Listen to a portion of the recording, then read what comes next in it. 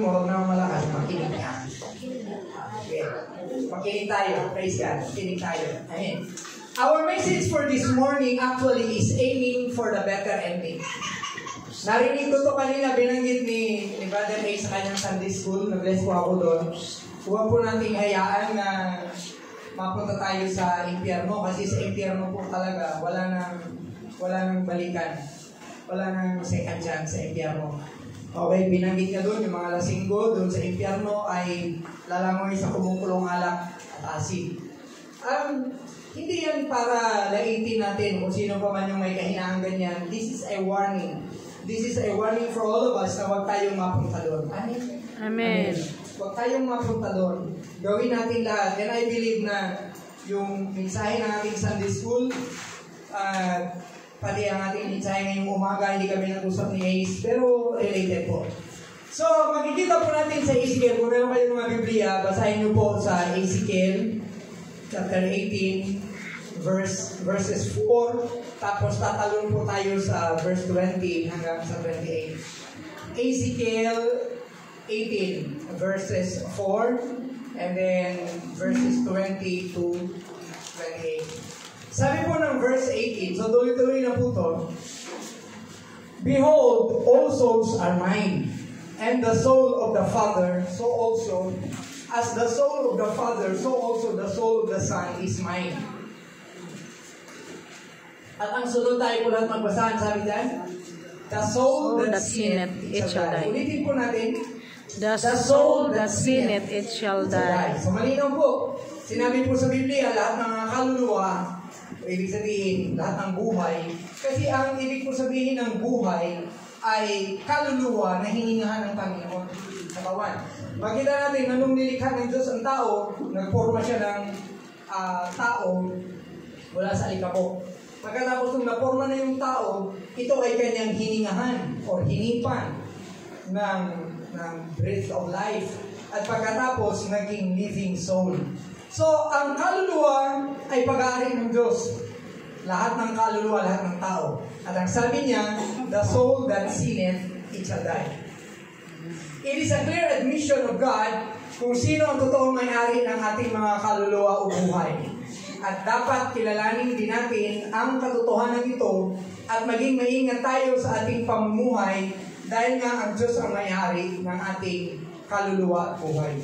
Kaya bawal na bawal po ang tao pumatay ng kapwa-tao kahit sarili niyang buhay. Wala po tayong karapatan patayin ang sarili natin dahil hindi sa iyo yan. Pwede tayong kumatay ng hayop at kainin. Hindi naman yung dahil sadista lang tayo, lahat na lang na nakita mo ng kalabaw pinagpapatay mo. Hindi po yung gano'n. Amen. Amen ba? Amen. So, inamin din ng Diyos na ang kaluluwang nagkakasala sa Kanya ay mamamatay. So, lahat po ng mga nagkakasala ay mamamatay. Ang sabi ng Panginoon. At yan po ay sold na, alam na natin yan, dahil tayo mga Kristiyano na, niligtas na tayo ng Panginoon mula sa kamatayang yan. Dahil naparito si Jesus, binayaran niya lahat ng ating mga kasalanan sa pamamagitan ng kanyang pag-alay ng kanyang buhay, ng kanyang dugo, at ng kanyang katawan, at binayaran niya sa impyerno ang ating mga kasalanan upang kung tanggapin ng sino man si Jesus bilang Panginoon at tagapagligtas na patawad na lahat ng kasalanan niya. Pero totoo po ang salita ng Diyos noon, hanggang ngayon, at hanggang sa papalapit na future, ang makasalanan, ang nagkakasala ay mamamatay.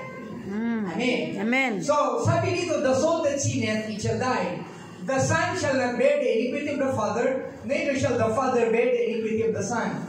Hindi po sagutin ng anak ang kasalanan ng tatay. At hindi rin po sagutin ng tatay ang kasalanan ng anak. The righteousness of the righteous shall be upon him. Ang katuwiran ng matuwid ay para sa kanya lang. At ang kasamaan ng masama ay para sa kanya lang din. Ibig sabihin po niya, malinaw na ang Diyos natin ay patas. God is fair. Ang kasalanan ng ama, hindi sisingilin sa anak. At ang kasalanan ng anak, hindi sisingilin sa ama.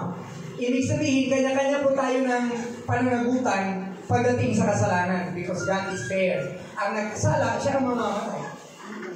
Amen. Amen. Pero may chance pa po ang lahat ng mga kasalanan kung kaya nga naparito si Jesus upang bayaran ang lahat ng ating mga nagawang kasalanan. Personal po ang gantimpala sa ating katuwiran o Kasi sinabi din yan, mababasa natin yan mamaya. At personal din po ang parusa sa mga kasalanang nagawa natin sa buhay. So, kanya-kanya po ng rewards and punishment, kung kaya't maging maingat po tayo sa ating mga kilos at galaw. Kasi kasalanan mo ang magpapa-impyerno sa iyo, ang katuwiran mo ang magpapalangit sa iyo. Amen. Hindi pwede sabihin, si tatay kasi ang dahilan, kaya na-impyerno tuloy ako. Hindi, ikaw ang gumawa ng kasalanan mo, kaya na-impyerno ka. Si Jesus nga, ginawan siya ng lahat ng mga kasamaan. Hindi siya na-impyerno, bakit? Hindi siya nagkasala doon. Malinaw po ba? Kahit ano bang kasalanan ang gawin ng mga tao sa iyo, kung gusto mo talagang gumawa ng matuwid, hindi ka talaga gagawa ng kasalanan. So that is a test sa ating personality na dapat manatili talaga tayong matatag, manatili tayong matuwid sa harapan ng Panginoon. Amen? Amen. So ito na po ang analogy ni Ezekiel. But if the wicked will turn from all his sins, kung ang masama daw, tatalikuran niya yung kanyang mga kasalanan na nagawa, at susundin niya ngayon ang alituntunin ng Diyos and keep all my statutes and do that which is lawful and right, at mag-uumpisa siyang gumawa ng ayon sa batas at tama, he shall surely live. He shall surely live. He shall not die. Amen. So, doon pala sa Old Testament, nabanggit na pala itong gospel. Kapag tayo ay tumigil sa paggawa ng kasalanan, at tayo ay gumawa ng tama, take note, magagagawa lang tayo ng tama pag tinanggap natin si Kristo bilang Panginoon at Tagapagligtas. Okay, so, pag tinalikuran natin ang kasalanan, sabihin niyo po, talikuran. Talikuran. Pag tinalikuran natin ang mga kasamaan, at nag-umpisa tayong gumawa ng tama, tayo ay mabubuhay at hindi tayo mamamatay. So, I noted, this is God's second chance for all of us. Salamat at may ganon. Kasi kung ang Panginoon ay matigas pa ang kanyang puso, walang talaga tayo lahat pag-asa. Amen. Amen. Subalit, kung ang masama ay tumalikod sa kanyang mga kasalanang nagawa at sumunod sa alituntunin ng Panginoon at gawin niya ang matuwid at tama, siya po ay mabubuhay at hindi na mamamatay dahil sa parusang walang hanggang kamatayan. Ang sabi po ng John 5:24, Verily, verily, I say unto you, he that heareth my words and believe him that sent me has eternal life. He shall not be condemned, but he shall pass through from death to life. So yun po ang katotohanan sa pakikinig natin ng salita ng Diyos, nagkaroon tayo ng chance. Nagkaroon tayo ng pangalawang pagkakataon upang hindi tayo mapadpad o mapunta sa impyerno, kundi magkaroon tayo ng buhay na walang hanggan. Hindi nahahatulan, tapos nakatawid na mula sa kamatayan tungo sa buhay na walang hanggan. At kapag ginawa din natin ang 1 John 1:9, that if we confess our sins, He is faithful and just to forgive us and to cleanse us from all unrighteousness. Amen ba? Naintindihan po ba natin? Amen. The point is, kung ang masamang tao, may chance pa siya, pag tumigil siya sa paggawa ng masama, at mag-umpisa na siya gumawa ng tama, mabubuhay siya according to the Word of God. So all his transgressions, lahat ng kanyang mga kasalanan na kanyang nagawa, they shall not be mentioned unto him. Hindi na po yan babanggitin sa kanya kailanpaman. Can you imagine ang napaka-torture sa buhay natin kapag araw-araw tayong pinapaalalahanan ng ating kasalanan kahit tapos na? Hindi po yun madali. Ikaw kasi, yun ang sinasabi ko na pag nagkamali tayo ng grade 6 tayo o ng grade 1, kung ikaw ay nakaigit, yan ang pangalan mo habang buhay. Igit. Pag ikaw ay kumain o nagnakaw ng tutong, yan ang pangalan mo. Forever na yan. Lahat na nakakilala sa'yo, yan ang pangalan mo. Pero sa Panginoon iba, kapag ikaw ay gumawa na ng tama, kinalimutan mo na yung kasamaan, hindi na babanggitin yung dati nating kasamaan. Amin ba? Sabihin niyo po, hindi na babanggitin. Hindi na babanggitin. Okay. So, ang sabi dito, in His righteousness that He hath done, He shall live. Bigyan naman natin ng chance ang bawat isa, pati sarili natin na magbago. Kapag nag-umpisa na tayong gumawa ng bago, kakalimutan na ng Panginoon yung mga bagay na ating ginawang masama. Provided actually, however, nahihingan natin yung natawad. Amin ba? Okay, so let's continue. Hindi na kailangan babanggitin pa ng Panginoon ang mga kasalanan dati nating nagawa at sa pamamagitan ng katuwirang ating ngayong ginagawa ay mabubuhay na tayo. kayo, mananatili tayo sa dating masama nating ginawa? Or magbabago na tayo, gagawa na tayo ng bago ngayon at forever na? Gawa na tayo ng bago ngayon, amen. Gawa na tayo ng tama, gawa na tayo ng matuwid. Hindi na yung dati nating ginagawa. Hallelujah. Dahil yan ang kalooban at plano ng Panginoon sa buhay nating lahat, ng mga tao na tayo magbalik loob sa kanyang kaparaanan at mabuhay. Huwag po tayong mag-aakusa palagi sa mga nagawa ng mga ibang tao kung ano man yung nagawa nila noon. Paano kung humingi na siya ng tawad at pinatawad ng Panginoon tapos ikaw akusa ng akusa? Kasi actually, pag inalala mo yung kasalanan ng iba, you are accusing him or her. Halimbawa, yung tao nagnakaw ng manok. Pagkatapos, humingi na siya ng tawad. Pero pag nagkita kayo, kahit 7 taon, 80 taon na, ang tawag mo niya, oy, magnanakaw ng manok. Inaakusa mo pa rin siya. Sa Bible, isa lang ang tagagawa niyan. Sabi ng Revelation, the accuser of the brethren, Satan. O walang tigil ng kaaakusa. So, let us stop accusing. Kasi hindi nakakatulong, tapos nagbubulit pa yan sa atin na maging lalo tayong makasalanan. Tayo na lang aakusa. Sabi pa nga ng misa ni Pastora, bakit concern ka, mananggal ng muta ng iba. Nagkakausa ng manok. Pero ikaw, hindi mo nakikita yung sarili mo, ilan ang asawa mo. Diba? Amen ba? Amen. So, ang ating objective ngayon ay gumawa tayo ng mabuti. Huwag tayong magpakamabuti sa pamamagitan ng paninira sa iba. Tama po ba yung sinabi ko? Amen. Maging mabuti tayo on the merit of what we are doing. Not because of accusing other people. So, verse 24. But when the righteous, ito naman, matuwid naman. But when the righteous turneth away from his righteousness, napagod na yung righteous, tumalikod na siya sa paggawa ng kabutihan, at nag-umpisa siyang gumawa ng kasalanan, committed iniquity, and doeth according to all the abominations that the wicked man doeth. At nag-umpisa siyang gumawa ng kasalanan, at ang lahat ng kasuklam-suklam na gawain ng mga masamang tao ay ginagawa niya na. Balik, matuwid siya dati, napagod. Pagkatapos, tumingin na sa kagagawa ng mabuti, gumawa na ng masama, at yung kasuklam-suklam pa, ang tanong, shall he live? Ang Bible ang nagtatanong, mabubuhay ba siya? Sabi ng Bible, all his righteousness that he hath done shall not be mentioned. Hindi na rin babanggitin, kahit siya pa yung nag-donate ng bubong ng simbahan. Kahit siya pa yung taga-lampaso, taga-lagay ng floor wax sa simbahan. Hindi na uso ngayon yan. Pero kakalimutan yung lahat ng mabuting ginawa niya. Bakit? Dahil sa kasuklam-suklam na kanyang pinagagagawa ngayon.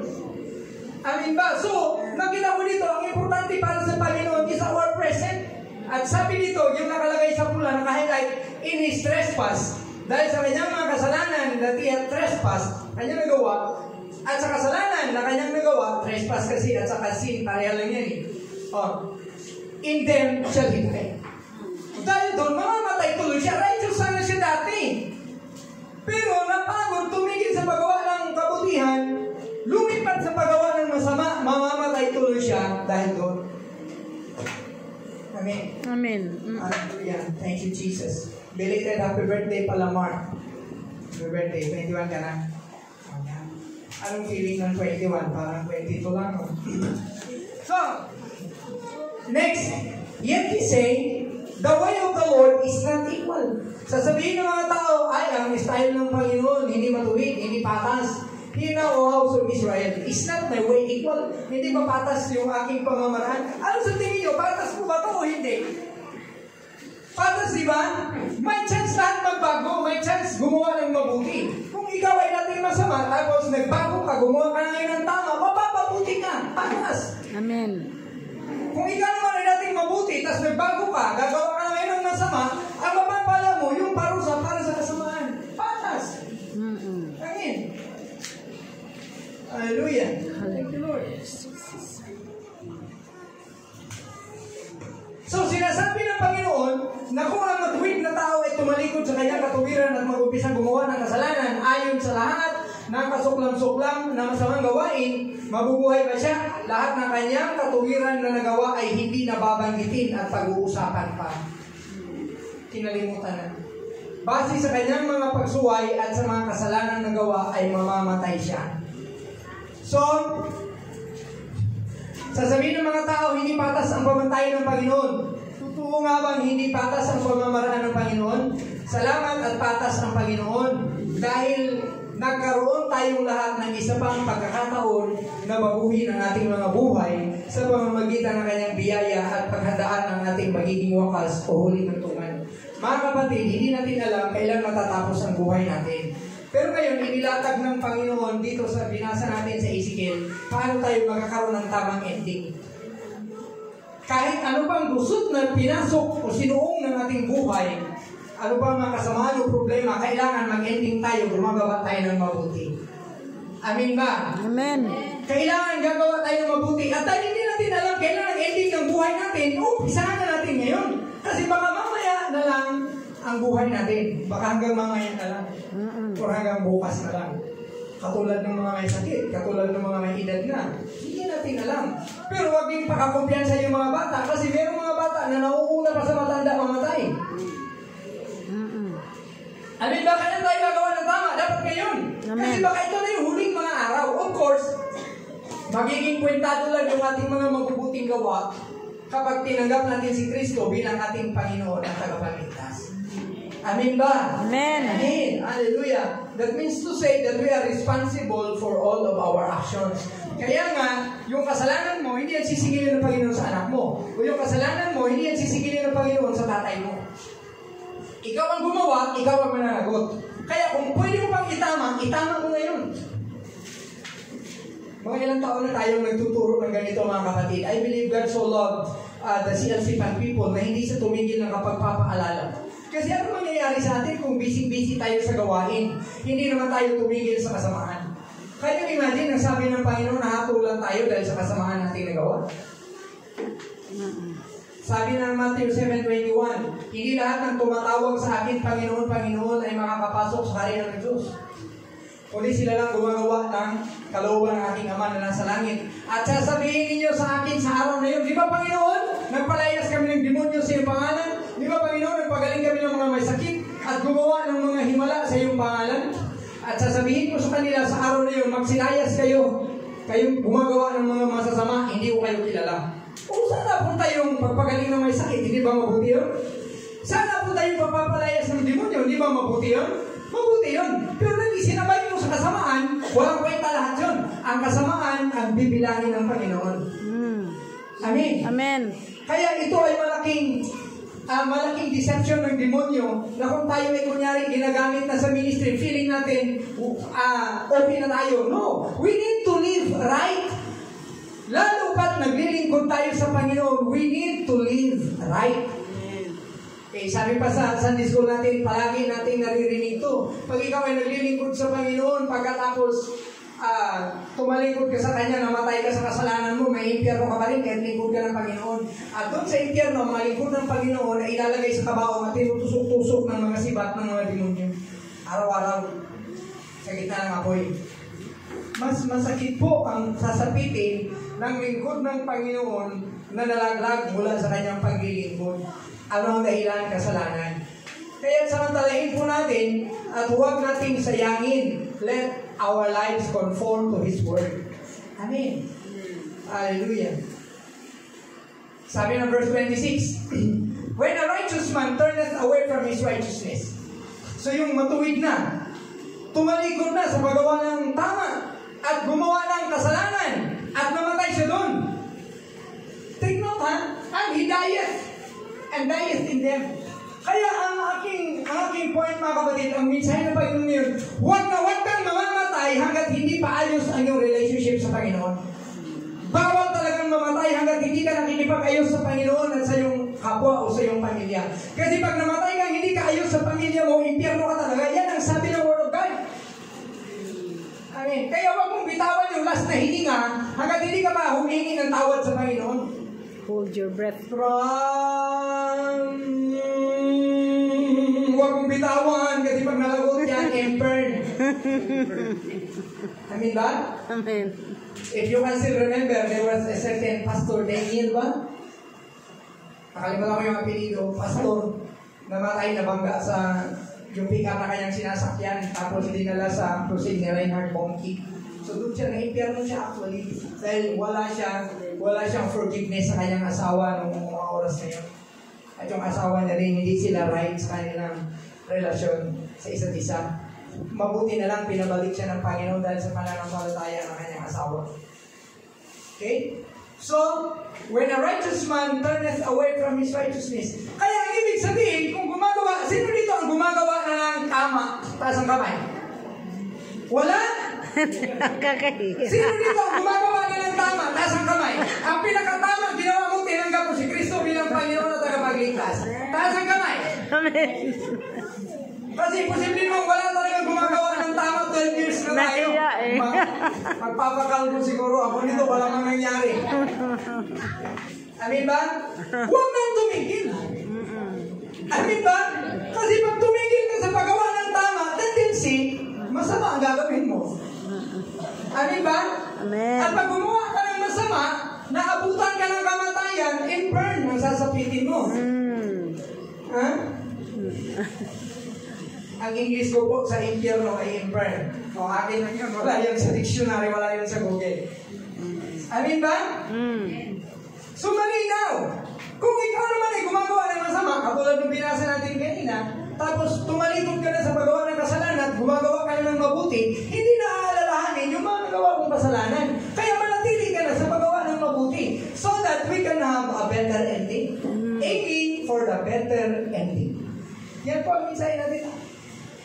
Sabi pa, nung isinilang tayo sa mundo, wala tayong kinalaman.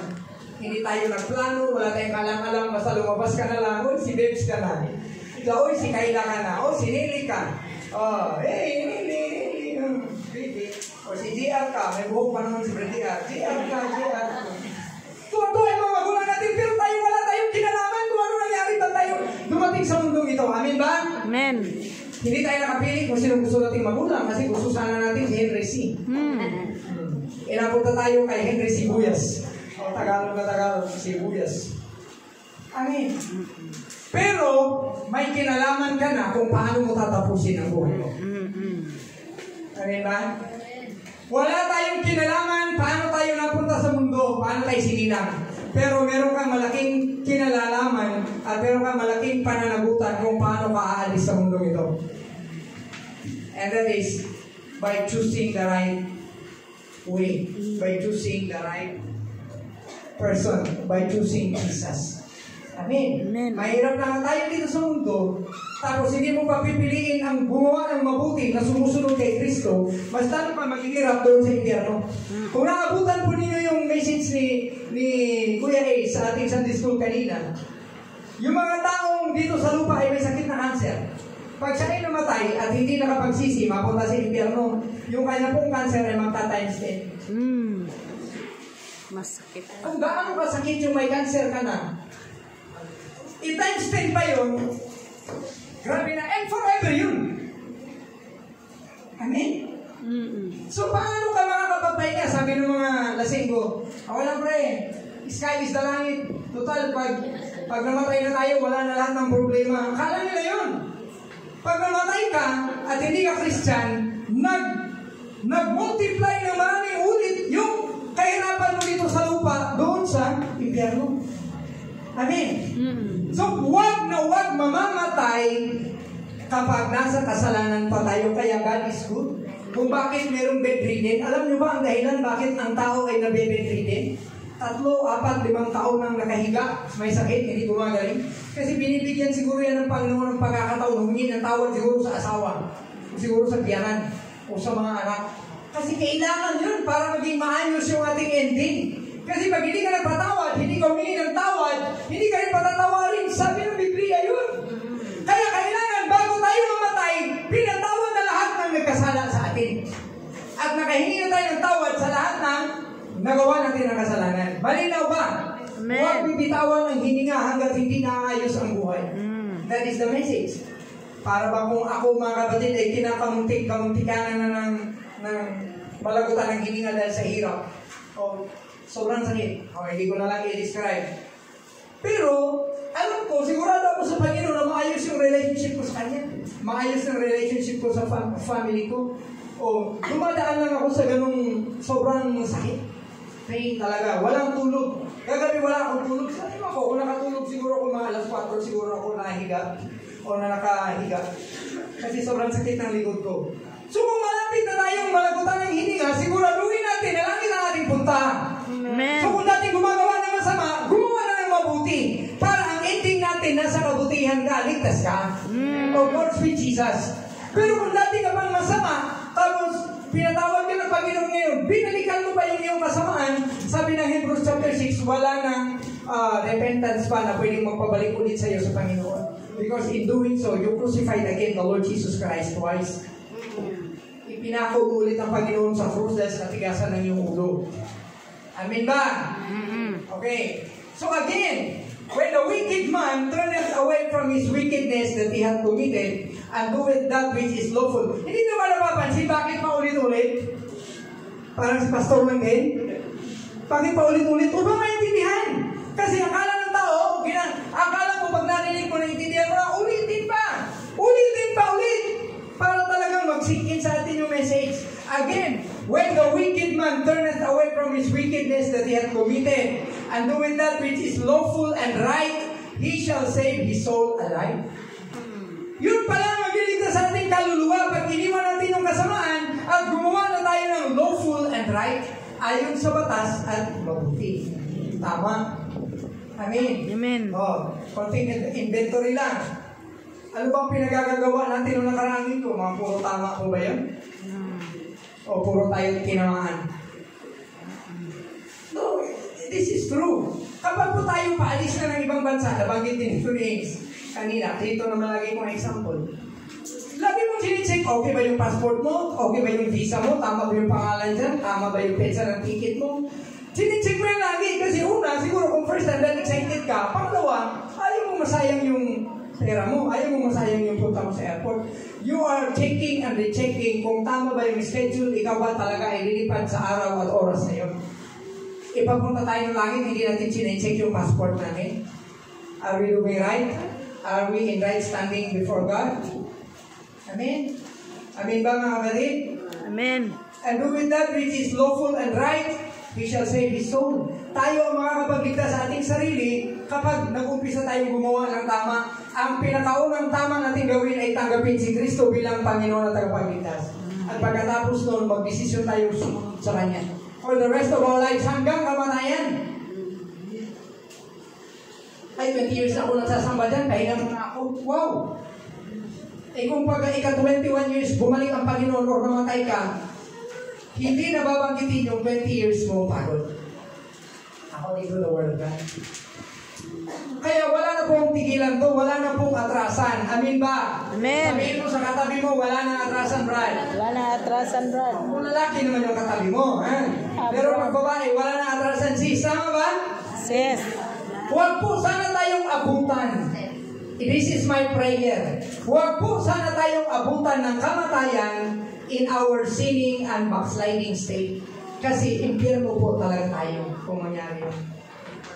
Kaya nga, pag nakagawa ng kasalanan, hindi agad natawad. Kaya nga, everyday, sabi ng Bible na in the book of Acts, and everyday they gathered together in their homes, in the temple courts, and they broke bread every day. Araw-araw silang nag-communion. Bakit anong communion? Para makatanggap ng kapatawaran. Kasi kasama sa communion, we acknowledge and we confess that by the blood and by the body of Jesus, we are forgiven. And we ask for forgiveness. Kaya nga, sinabi nga ni Ace, dapat pala sana, hindi, yung lagi kong sinasabi, dapat hindi 1 week old na kasalanan ang ating bitbit. Dapat 1 day old na kasalanan. Kung maaari. Kasi malayo na yung 1 week. Paano kung pagkatapos ng samba, mga bandang Miyerkules, medyo mahina na, nagkasalan na. Doon tayo matibok. Amin ba? Hingi ng tawad. Kung ang masama at makasalanan ay tatalikod sa kanyang mga kasamang ginawa at gagawin niya ang matuwid at tama, ang sabi ni Ezekiel, maliligtas niya ang buhay ang kanyang kaluluwa. Maililigtas niya ang kanyang buhay ang kanyang kaluluwa. Amen. So there is a blessing, there is a promise in doing what is right. Ito po ang isang napakalaking pagkakataon na binigay ng Panginoon sa ating lahat. Ang magbago mula sa kasamaan at gumawa na ng matuwid at tama. Amen ba? Amen. Hallelujah.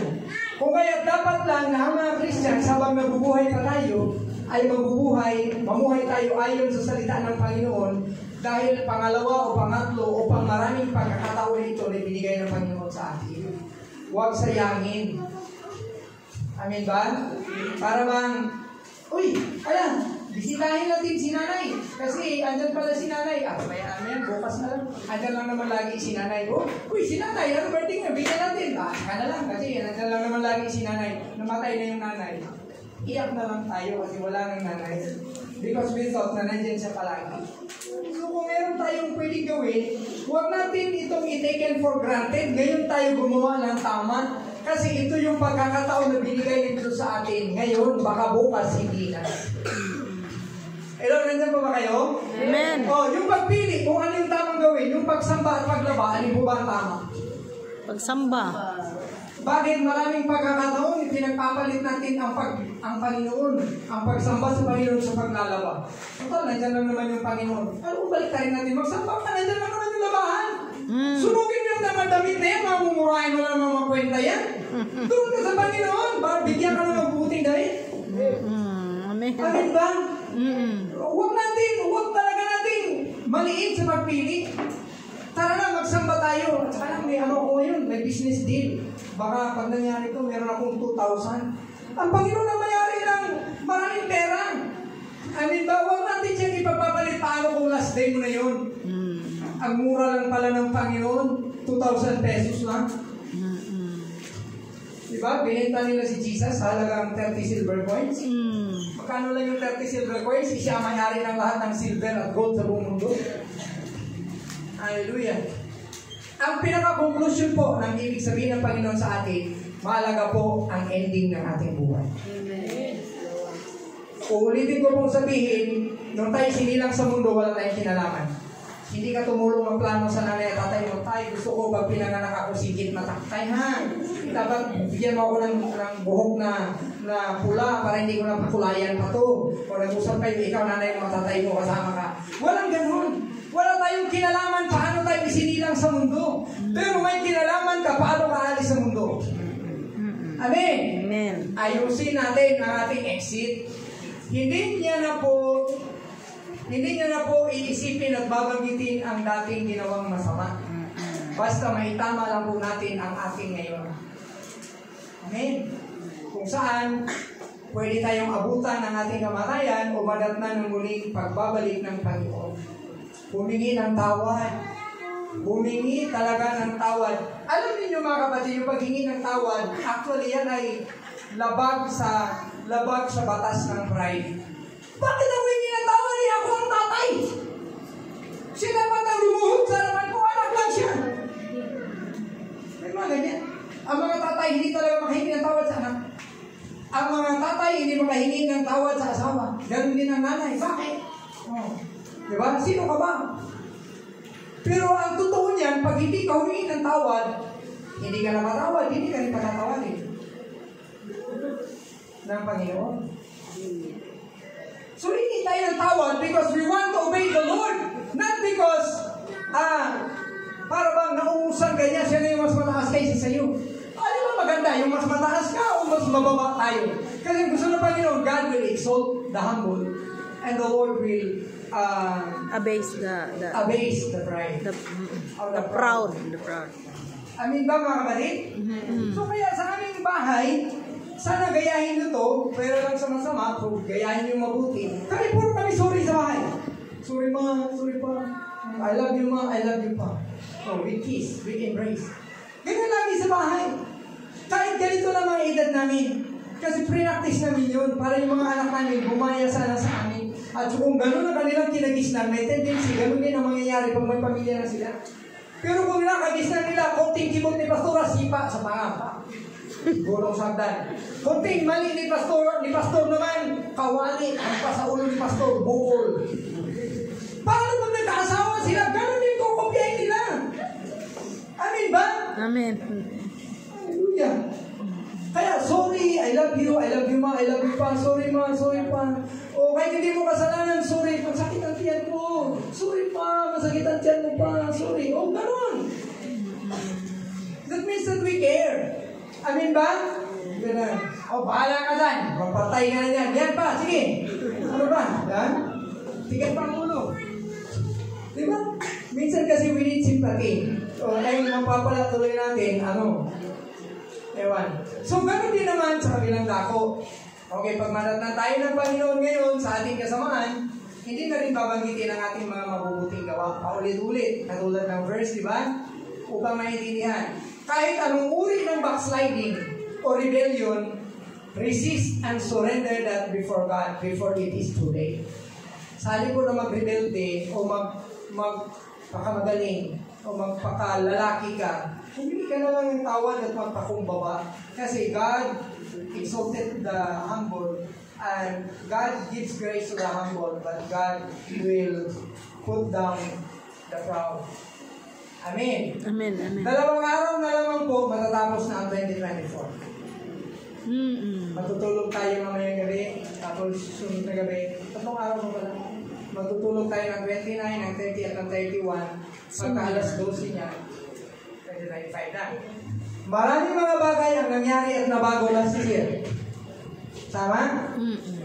Ngunit meron pa rin po ilang mga bagay na kailanman ay hindi magbabago.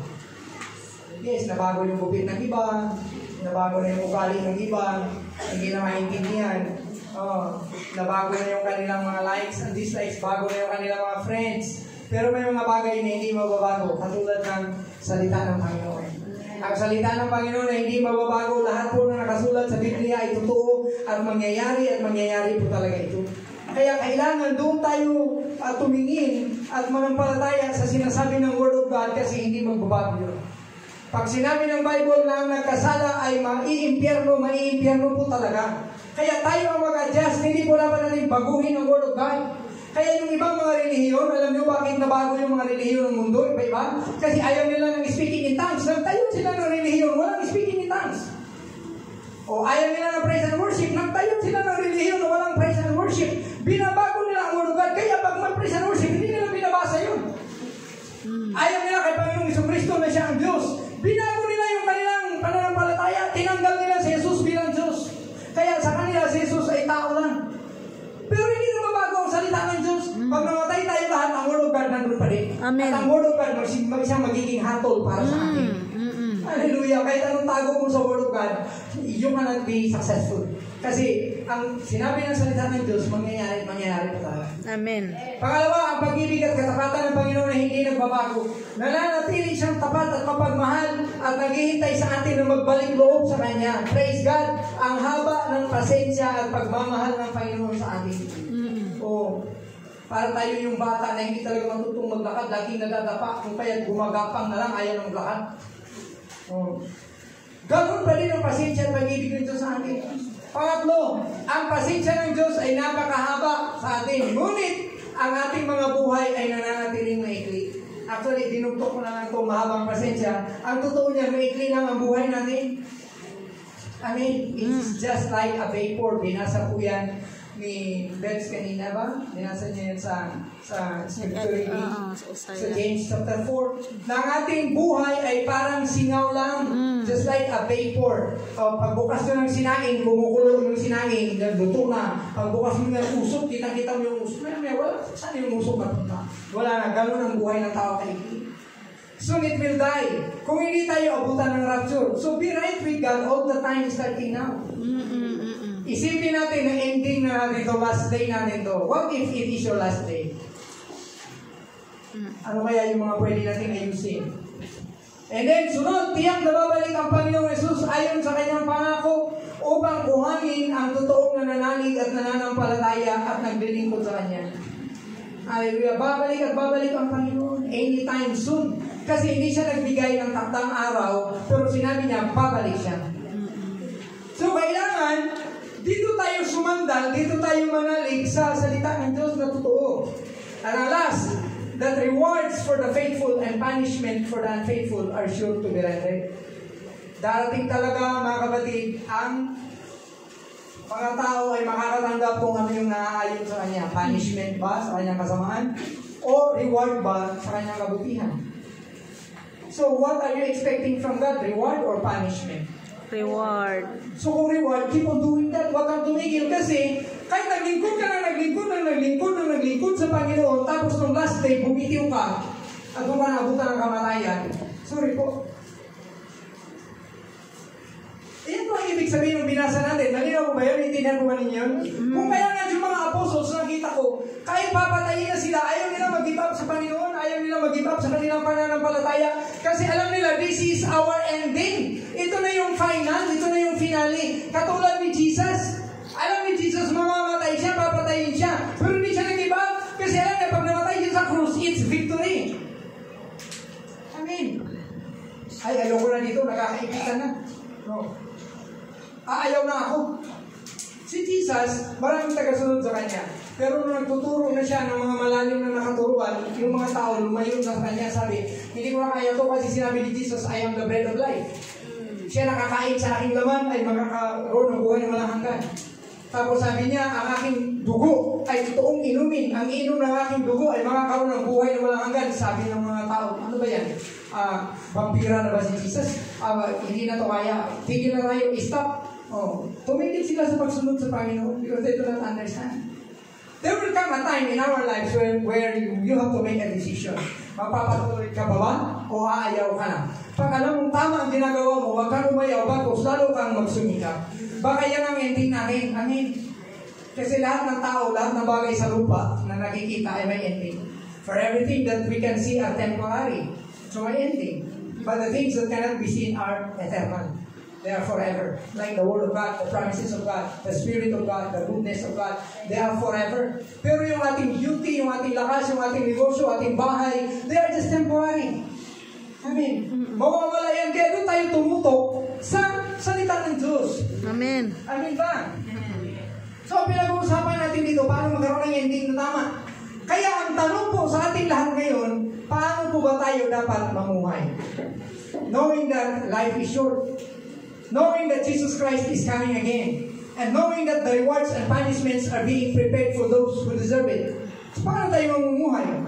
Mamumuhay ba tayo para maganda sa punishment? O mamumuhay tayo, mag-impok tayo ng mabubuti gawa para may rewards na nag-aantay sa atin sa langit? Mamuhay tayo anticipating the coming of the Lord Jesus Christ, waiting, excited, paparating si Jesus. Amen. The fulfillment of my salvation, kasi sabi, Jesus is the author and the finisher of our faith. So looking unto Jesus, we are expecting for Jesus to come. So i-align natin yung ating buhay, waiting for the coming of Jesus. Hindi po tayo pwedeng magantay kay Jesus na matulog-tulog lang at may tagagising sa atin. Hindi po. Sinasabi po sa ating binasa, lahat ng kaluluwa ay pag-aari ng Panginoon. All souls are mine. Tayo po ay pag-aari ng Panginoon on two counts. Dalawang beses na tayo ay pag-aari ng Panginoon. First, by creation. So siya may-ari sa atin dahil nilikha na tayo. Pangalawa, tayo ay pag-aari ng Diyos because of redemption. Tinubos niya tayo. Binayaran niya yung ating kasalanan upang huwag tayong mapadpad sa impyerno. Therefore, we are God's property. We are God's ownership. Amen ba? Amen. So bilang pag-aari ng Panginoon, ito na po ang tanong because we're talking about our ending. Ano po ba ang naging silbi mo o pakinabang mo sa Panginoon? So bilang pag-aari ng Panginoon, ano po ba ang naging silbi o pakinabang ng Panginoon sa buhay natin? Were we useful to God? Tayo ba ay naging kaaya-aya sa Diyos? Tayo ba ay nagbigay parangal sa Diyos? Tayo po ba ay naging masunurin o masuwayin? So, anong klaseng nilikha tayo kung hindi tayo naging masunurin? Tayo po ba ay naging masunurin o masuwayin? Anong klaseng mga niligtas tayo o redeemed? Anong klaseng mga redeemed tayo kung tayo ay naging masuwayin? Para bang, di ba, may mga kasabihan ng mga matatanda, para kang pumulot ng bato, pinupok sa ulo mo. Yung tao na kinaawangan mo, tapos yung patuloy magbibigay ng problema sa iyo. Nung pinatera mo sa bahay mo, ninakaw lahat ng ari-arian mo, sinunog yung bahay mo, siniraan ka pa ng siniraan. Bakit mo ba pala siya ililigtas in the first place? So, nung niligtas tayo ng Panginoon, naging source ba tayo ng kaligayahan ng Panginoon? O nagalak ba siya dahil sa atin? So, nagsilbi o naglingkod ba tayo sa Kanya? Yes or no? Sabi pa ni Pastor Peter Tanchi. Pinarangalan po ba natin siya sa ating mga buhay? O O glory to me tayo palagi. Pinasalamatan po ba natin siya sa bawat biyayang natatanggap natin? Nalugod po ba ang Panginoon sa ating mga pananalita at gawa? Parang short inventory. Ano po ba ang gawa natin? Nagkaroon ba tayo ng silbi sa Kanya? Tayo ba ay naging pakinabang sa Panginoon? Kung hindi man nangyari noon yun, ito po, kung sa tingin mo hindi nangyari noon yun, ngayon po ang tamang panahon upang baguhin po natin lahat yan. May oras pa po. Yan po kung gusto natin magbago. Amen po ba? Amen. Well, God is talking to us. Ang Diyos po ay nakikipag-usap sa atin. Ano po ba yung pinagpapalit mo sa Panginoon? Tapos, dahil mas mahal mo yun, ayaw mo sumunod sa Panginoon, pag namatay ka, iiwan ka nung pinaprioritize mo. Iiwan mo yun. Tapos, hindi makakapagligtas sa'yo yun. Amen. Hallelujah. So, kung hindi ba nangyari noon yun, na naparangalan natin, nasindihan natin, pinasalamatan natin ang Panginoon, o nalugod ba ang Panginoon sa atin, ngayon, pwede pa natin gawin. May oras pa po. Sa hospital po, nung ako po ay napunta doon, kasi balak ko sana namin nung, kailan ba yun? 20. Noong December 20, kami po ay mapapacheck up lang, dala namin yung result ng CT scan. Eh sabi ng doktor, hindi na daw ako uuwi, diretso na daw ako admit. So na-admit po kami na hindi kami ready. Yung aming pong lugar ay parang waiting area lang po ng terminal na napakalamig ng stainless na upuan. Wala kaming kumot, wala kaming unan. May unan sa kotse na binibit namin. Yun lang, tapos napakalamig, napakahirap. Tapos tingin ko po halos sa lahat ng mga tao naghihingalo, gusto pang mabuhay. Hindi nyo ba na-observe yan? Na halos lahat ng mga tao gusto pang mabuhay? Ang tanong, kung hindi ka naglilingkod sa Panginoon, for what? Bakit gusto mo pang mabuhay? Para saan? Dapat alam natin, the real purpose of living or being alive is to serve God. Dahil pag lagutan tayo ng hininga, pag namatay tayo na naglilingkod sa Kanya, langit po tayo. Amen. Nabuhay ka nga, puro ka naman pasaway sa Panginoon, puro lapastangan, pagsisira ng iyong katawan, pag-away-away, suntukan, awayan sa iyong bahay. Bakit ka ba nabubuhay? What's the purpose? Impyerno din ang punta niya eh. Naniniwala ba kayo sa akin? Tayo ang magbago, hindi ang salita ng Diyos ang babaguhin. Tayo ang magbago, hindi yung pastor ang babaguhin.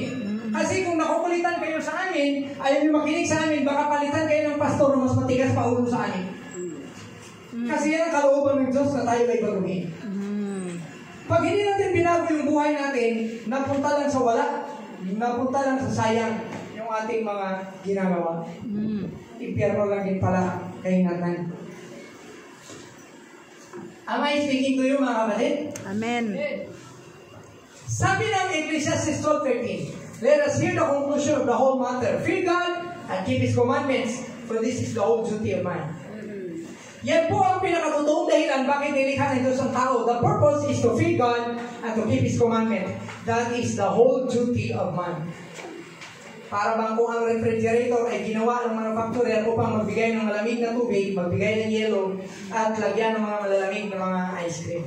Hindi po yan pang pakulo ng sabaw. Ang ref. So ang tao, ginawa ng Diyos ang tao, hindi mamatay sa kalasingan, hindi mamatay sa saksakan, maging adik, maging masama, maging kriminal. Ginawa tayo ng Panginoon upang magbigay puri sa Kanya, maglingkod sa Kanya, magsilbi sa Kanya. Amen ba? Amen. That is the purpose why you are here. Amen. And if you are not doing that purpose, you are disobeying God. You are in serious trouble. Darating ang panahon, sisingilin ka, bakit hindi mo ginawa ang purpose kung bakit kita nilikha? Hindi ba tayo pinikilabutan pag naririnig natin yung mga ganyan? Yan po ang sasalubong sa atin pag tayo nalagutan ng hininga. Have you done the purpose why you have created you on earth? Bakit? Sabi po ng 14, for God shall bring every work into judgment. Hahatulan ng Diyos ang lahat ng gawa ng tao, mabuti man o masama.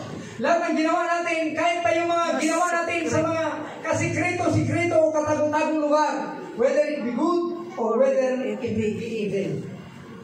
Mananagot ka sa Panginoon yan. Eh kung hindi tama yun, doon ka nag-ending. Di ba? Atas tayo ng konti. Mabuti nga tayo ngayon mga kapatid kasi may Biblia na pwede mo na makita ang ending habang nandito pa tayo sa present. Hindi ba maganda yun? Yung ibang mga tao wala silang alam-alam.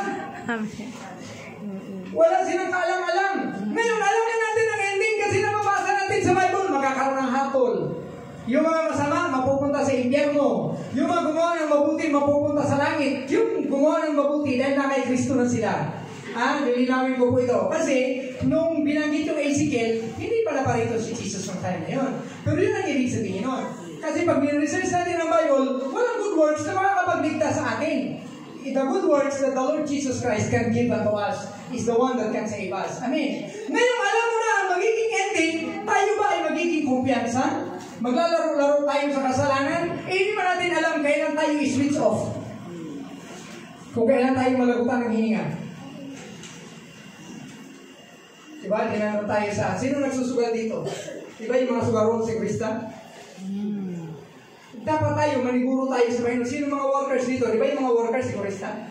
Ay ma'am, meron po ba itong 10th month pay? Ay ma'am, meron bang sick leave? Meron bang vacation leave? Ay ma'am, pwede ba may cellphone? May libre wifi ba? Bago ka pumasok sa trabaho, yan ang mga tanong ngayon ng mga mamamasukan. Siya ba magtatanong, ma'am, may free wifi po ba tayo dito? Masigurista ba yung mga katulong kaysa amo? Yung amo dapat na magtanong, hindi ka ba magnanakaw? Kasi pag umalis ako, nandito lahat ng mga kayamanan ko, may iiwan ko sa iyo, katulong nga eh. Nandiyan yung kotse, nandiyan yung susi sa kwarto, nandiyan yung aking mga alahas, makasigurado ba ako na hindi ka magnanakaw? Pero ang amo tuloy magtatanong, ang ano tuloy magtatanong yung katulong, ma'am, may day off po ba dito? Magkano po ang sweldo? May 10th month pay po ba? May libre wifi? So sa ating mga kapatid, alam na natin na magiging ending. Alam na natin na magiging ending because of the Word of God. Huwag tayong pakakumpiyansa. Kung kaya nga po, ang mensahe natin, aiming for the better ending. Saan mo gustong matapos ang buhay mo? Dapat nasa Panginoon. So do what is right beginning today. Amen ba? Amen. Kasi kung nakailang ulit na tumitsahin ng Panginoon para sa atin, kahit sino tumayo ito, ganyan ang mensahe, sabi pa ni Pastora, piliin mo ang masikip na daan. Ibig sabihin ng piliin mo ang masikip na daan, gumawa ka ng mabuti. Kasi yung malapad na daan, kahit anong gawin pwede, huwag ka lang mahuli. Yun naman. So nakasaad din po sa ating binasa ang mga dapat natin gawin upang magkaroon tayo ng magandang ending. So, ito gusto ko lang mapunta doon sa pinaka-conclusion. Relative to what I've been saying, mga kapatid, serving God at the minimum is not acceptable to Him. Pinigay nyo Serving God at the minimum is not acceptable to Him. Bali, basta ka lang maka-offering, tama na basta maka-offering, kahit ano yan. Sa Bible may sinasabi, kailangan malinis ang tupa, walang sakit, walang kapansanan, dapat 1 year old. Bahala, bulag yan, pagpili yan, yung tubig, alay ng Panginoon yan, magkulang ng payan, kaya alam mo dyan, alay! Hindi po yung pwede. Basta ka nag-serve ka lang sa Panginoon at the minimum is not acceptable to God. We need to offer to God our best. Amen ba? Amen. Hallelujah. Sabi nga ng Panginoon, sige nga, subukan niyo yung inaalay niyo sa akin ng mga tupa, ialay niyo yan sa inyong gobernador. Kung hindi pa kayo sumpahin na inyong gobernador. So, ay, welcome gobernador, kakain tayo. Ito, pasensya na ha. Itong bulag at saka kuba na tupa yung aming kinatay ngayon. O, kain na, adobo naman yan, masarap yan, nilagyan namin ng Sprite yan. Hindi kakain yung gobernador kasi kuba at saka bulag na tupa yung inalay mo sa kanya. Tapos sa Panginoon, ganyan tayo mag-offering. Take note ha, sinasabi ko to para sa mga lingkod na ng Panginoon. Serving God at the minimum is not acceptable to Him. Kailangan may quality. God wants us to grow and increase in our service towards Him. Makinig kayo, gusto ng Panginoon na tayo ay lumago at mag-grow sa paglilingkod sa Kanya. See the parable of the talents? Ito na. The one who hid his talent in the ground ended up being stripped of his talent and was thrown into the darkness, the lake of fire. Di ba servant siya? Bakit nagkaganon? Di mo ba kung servant, nasa bahay ka na ng amo mo nakatira? Naglilingkod ka na eh. Pero dahil ang kanyang ginawang paglilingkod sa Panginoon ay below minimum. Sabi ng Panginoon, bigyan niya ng talents, gamitin niyo yan, yung kanya ibinaon. Sa galit ng Panginoon, siya itinapon sa labas ng bahay, where there will be weeping and gnashing of teeth, symbolizing here. If we are God's servants, then we must serve right according to His instruction. We must not improvise or create falsehood.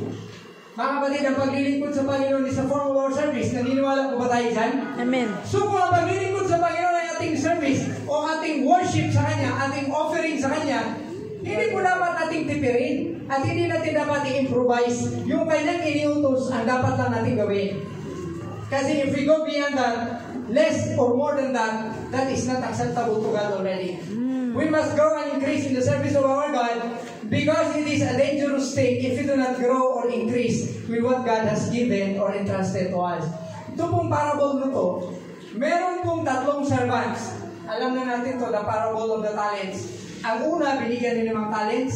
Yung pangalawa, binigyan ng 2 talents. At yung isa, binigyan ng 1 talent. Sabi ng Bible, according to their abilities. Alam naman, bigyan ka ng 5 talent, 1 talent ang kaya mo. Diba? Alam naman, bigyan ka ng 10 talents, 2 lang naman ang kaya mo. So, bawat talent na meron tayo, yan yung kaya natin sa umpisa. According to the grace of God. Huwag kang mag-compare sa sarili ng iba. Bakit si Kuya Ace ang daming talent? Ibang design ng Panginoon sa iyo, pero pag naging faithful ka sa iyong maliit na talent, baka pwedeng lampasan mo pa si Kuya Ace. That's the principle of God. Ang mapagkakatiwalaan sa maliit na bagay ay pwedeng bigyan ng mas marami pang mga bagay. I mean, that's the principle. So, yung iba nag-start sa 5, nag-start sa 2, yung iba nag-start sa 1. If you are faithful, gagamitin ng Panginoon, lalago yung talent mo. Amen. Hallelujah. So, in the process of time, the one who was given 5 talents, ginamit niya yun, kanyang pinangalakal at umani ng 5 pa.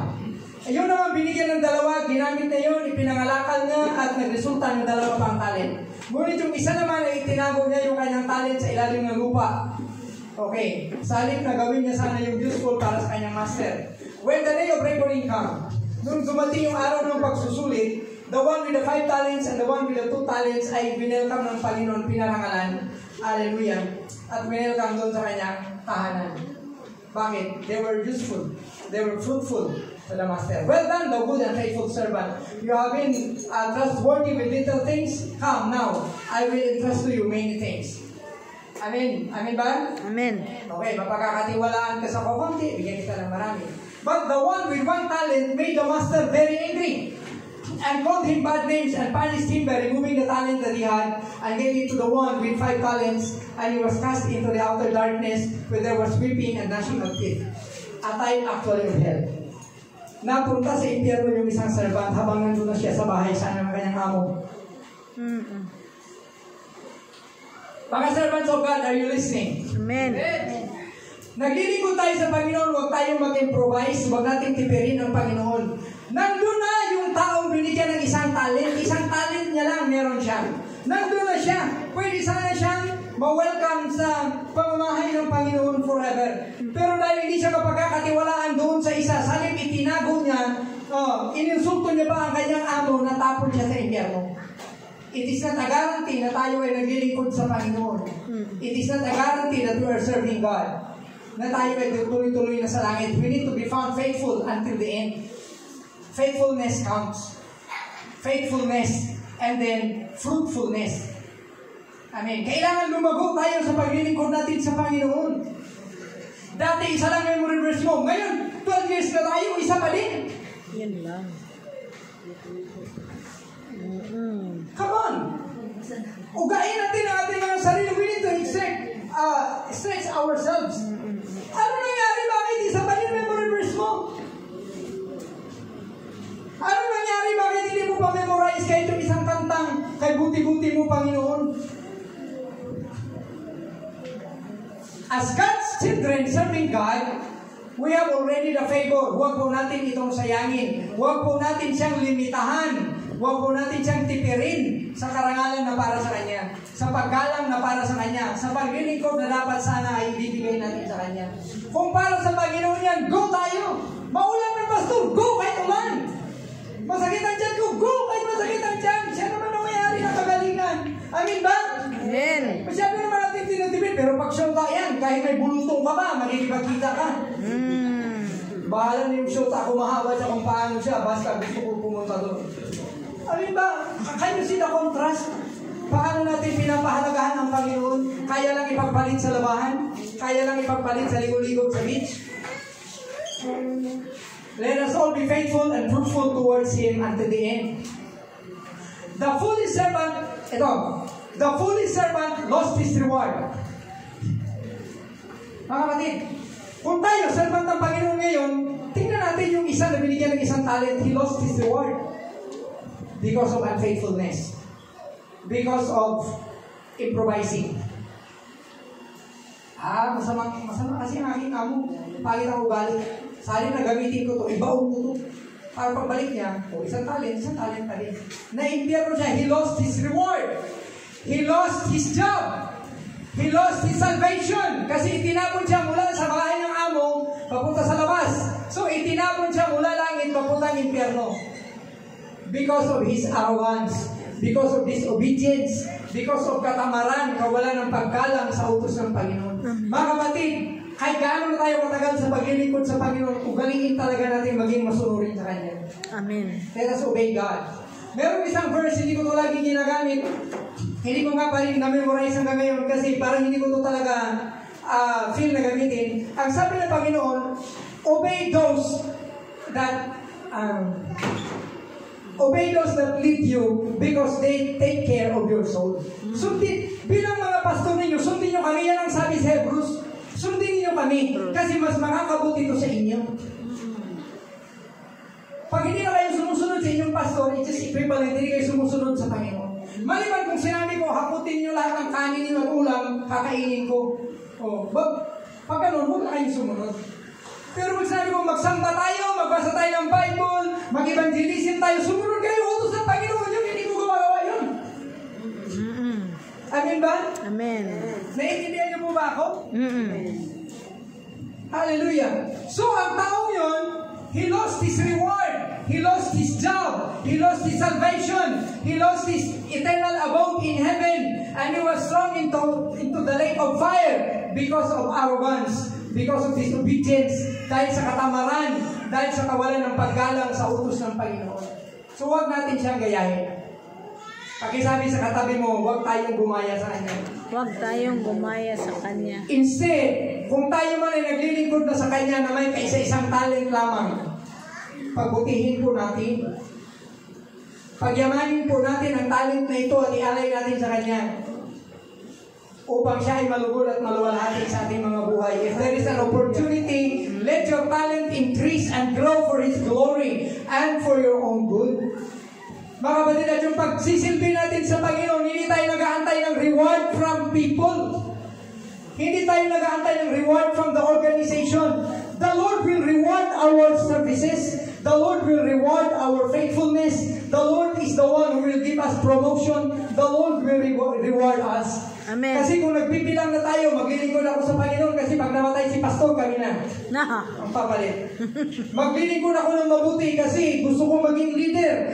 Kasi gusto ko, makapera din ako. Hindi ganun ang motivation ng paglilingkod sa Panginoon. Ang motivation sa paglilingkod sa Panginoon is gusto mo maging faithful ka lang sa iyong Diyos. Amen. Just be faithful to God and the Lord will be the one in charge of promoting you and blessing you.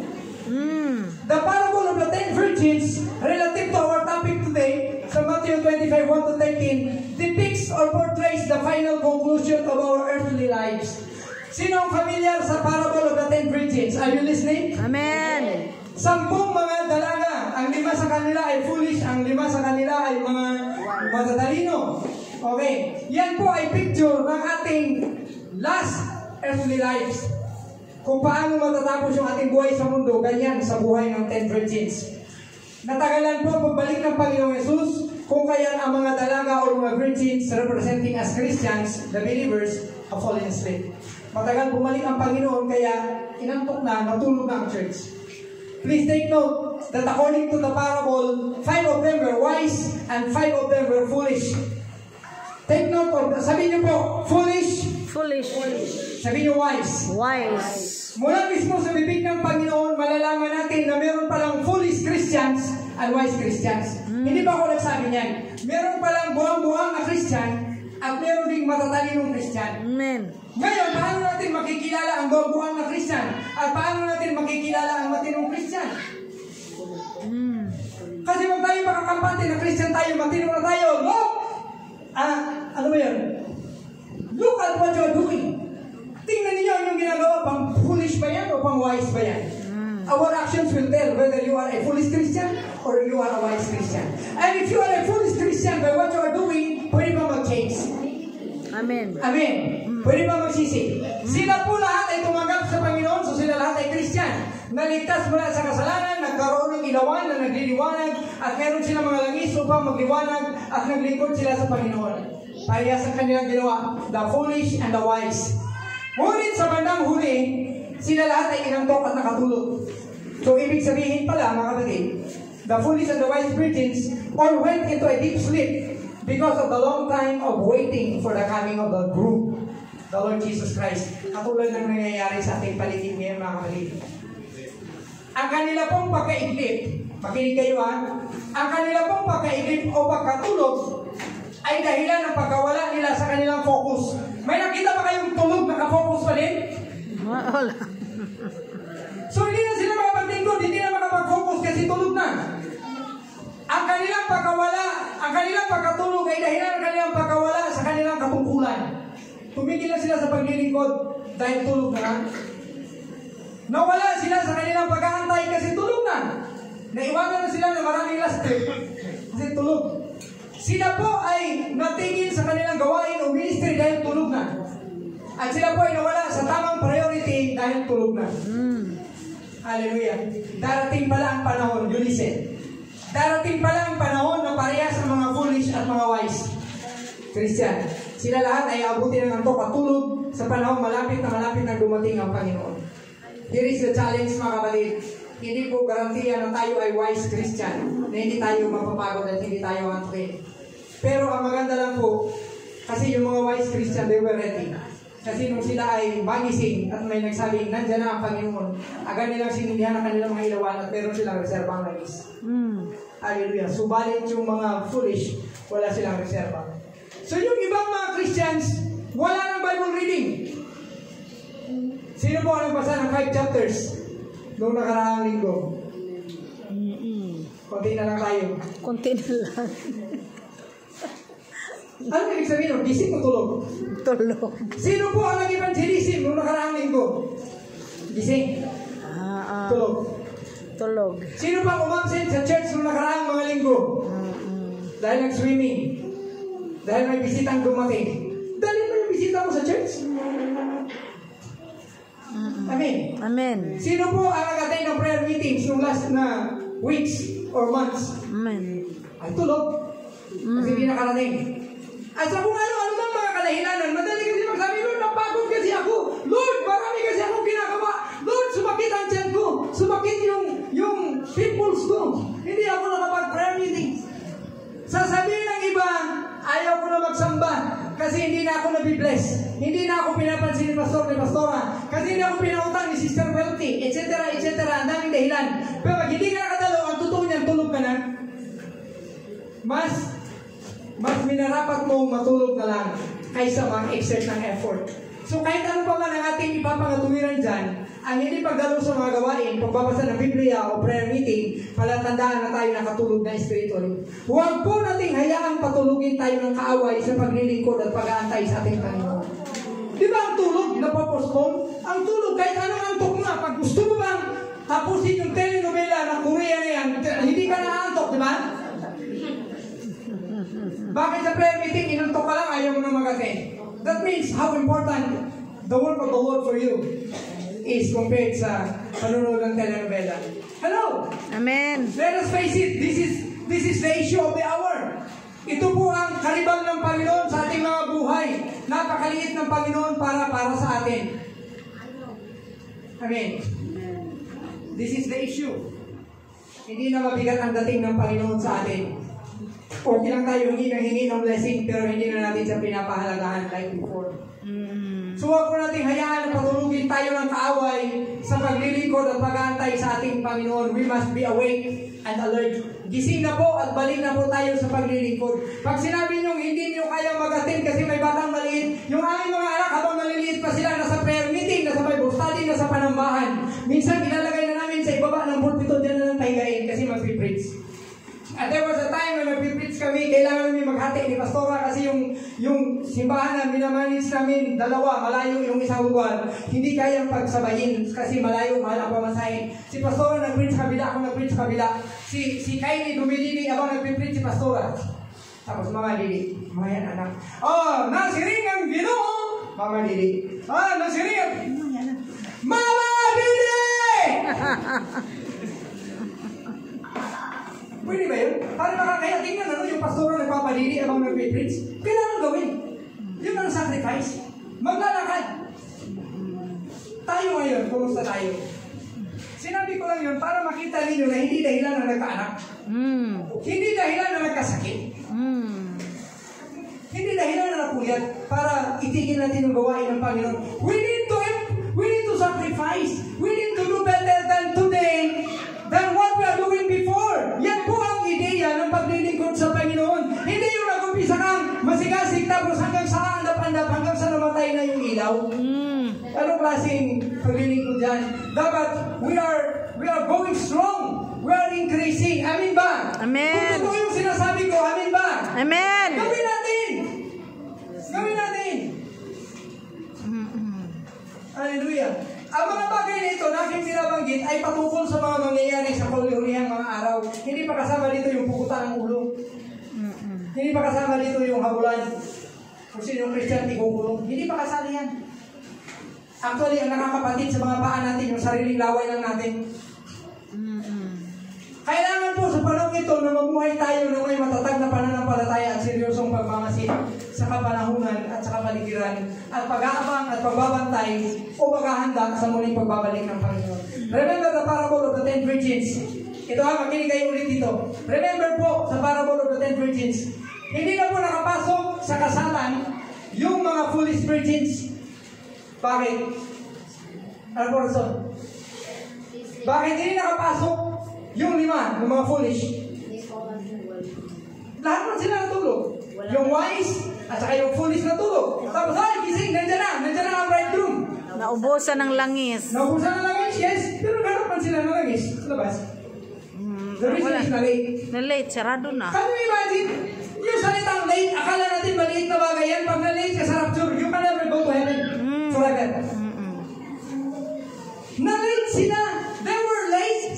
Sarado na ang pinto. Bumatok sila. Tao po. Sabi, sino yan? Kami po yung mga 5 foolish virgins. Sabi na ba yung hindi mo kayo kilala? Umalis kayo, mga foolish kayo. Amin ba? Amen. Amin ba? Kaya dito sa church, kung maaari, pinapractice natin that we should be on time. Pinapractice. Ako po, nakakaya po sabihin na ngayon, nagkakalit-late na ako. Pero naman, hindi ko po itinataas yung aking dahilan. Pero pag wala kang tulog kung magdamag, masakit pa yung likod mo, pwede na hindi na ako magsamba. Total, naintindihan naman ng Panginoon. Hindi. Parang hindi ko kaya gawin na upo na ako dito. Alam niyo po ba na nung i-admit na ako, sabi ko, Dok, pwede ba sa Lunes na lang? Kasi magsasamba pa ako Sunday.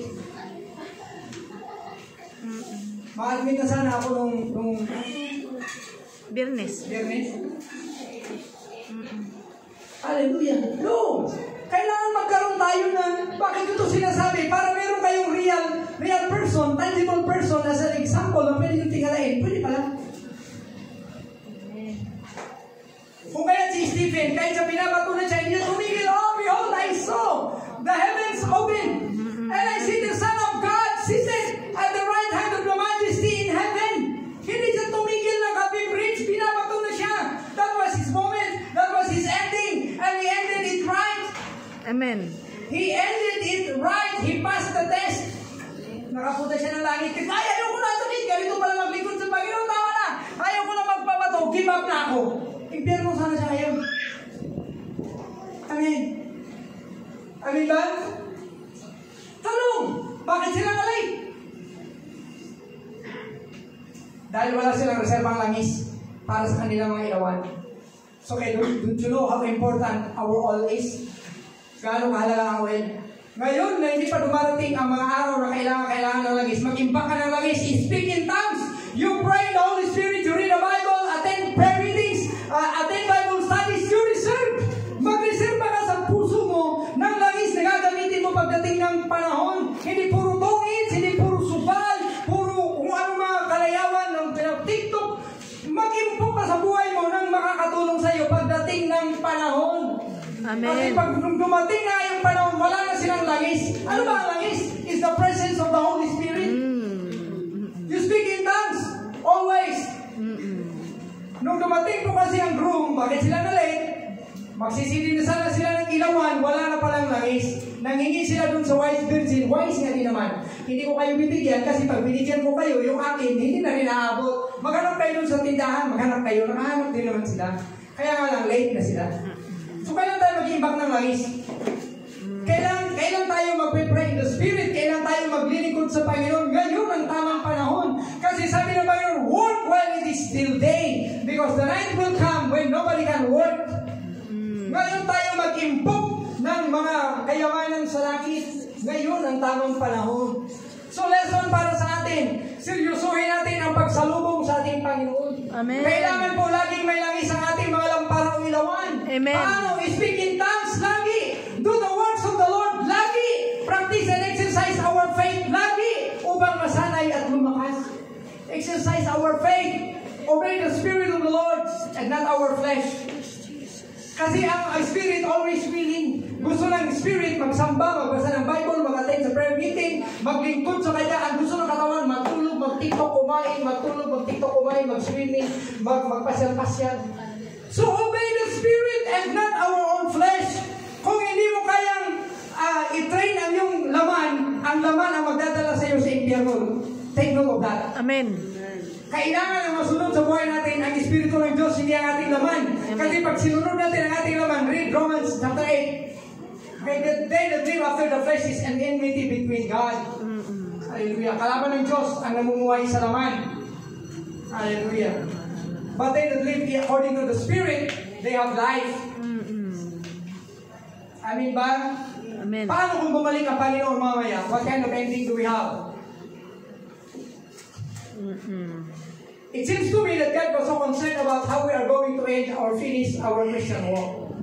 Regardless of what we are facing today, ayan po, patapos na po tayo. Naka 1 hour and 10 minutes na po ako. Regardless of what we are facing today, like trials, problems, kahirapan, ayusin po natin ang ating ending. Ayusin po natin ang ating paglilingkod sa Panginoon. Huwag natin ipagpalit sa kung ano-ano. Nasa malapit lang, sama tayo, hindi kaya. Pero kaya pumunta sa kahit saang lugar para sa iba ding mga purposes. I mean, ayusin natin kasi ang paglilingkod mo sa Panginoon, sa'yo yan, hindi yan akin. Pag sinabi ko bang maglingkod ka sa Panginoon, akin ba yan? Sa'yo yan. Amen. Pag sinabi ko bang gumawa kayo ng tama, akin ba yan? Sa'yo yan. Kasi yung namuha niya ng tama ngayon, hindi na aalalahanin pa yung kanyang mga masasamang ginawa dati. So there is always a fresh start for the Lord, for the work of the Lord. Amen. Hallelujah. Amen ba mga kapatid? Hindi ako galit. I am just emphasizing things. So kung babalik ang Panginoon ngayon o bukas, or bawian tayo ng buhay, ano ba makita natin sa Panginoon? Have we ended right? Natapos ba ng tama yung ating buhay? Natapos ba ng tama natin paglilingkod sa Panginoon? Check. Kung naglilingkod ka sa Panginoon dati, 3, 4 na beses ka nagpupunta sa church dati kasi parang pwede mong gawin kung anong gusto pagawa ng Panginoon. Ngayon, hindi ka na mahangilap sa church. What kind of service is that? Hindi mo ba babaguhin yan o mananatili ka ng ganyan? That will be your end. If you so decide. Amen ba? Kasi puro lahat yung desisyon natin eh. Hallelujah. Thank you, Lord God. Kung naglilingkod ka ngayon sa Panginoon, dapat hindi pakonti-konti ay yung ginagawa para sa Kanya, kundi padami ng padami. Kasi that's the principle. Kung binigyan ng 5 talents, kumita pa siya ng ibang 5 talents. Productive, fruitful. Yung natakot magbigay sa Panginoon ng kaysa isang talent, binawian pa siya noon, na impyerno patuloy siya. Huwag niyo pong ipagkait sa Panginoon yung pwede niyong magamit galing sa iyo. Hallelujah. Amin ba? Naiintindihan niyo po ba ako? Actually, I am satisfied if today, huwag naman sana na nagturo ako ng salita ng Panginoon, kung pauwiin na niya ako sa langit, okay na. Amen. Pero we are praying. Kung hindi pa una. But I'm telling you, ito ang dapat natin gawin. Kung hindi kayo magre-respond dyan, that is your responsibility, that is your accountability before God. God has spoken. Amen. Amen? So tumayo po tayo lahat and let us pray.